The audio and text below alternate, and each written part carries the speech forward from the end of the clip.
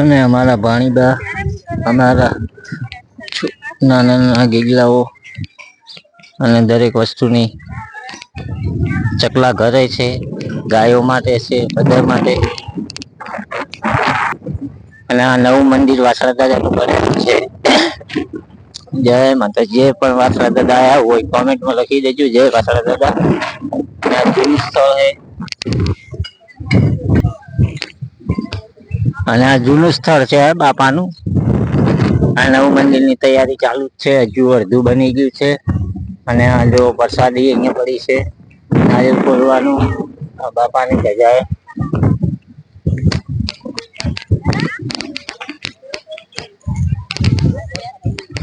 અમારા ભાણા ભાઈ વિડીયો બનાવે છે, એમની મમ્મી નો અને એમની બેન. અને દરેક જાતની સુવિધા છે, રણમાં બેઠા છે. આખો ધજા 52 ગજની ધજા છે. અને આગળ જે નાની ધજા દેખાય છે, તે ઘોડાની સમાધિ આપેલી છે.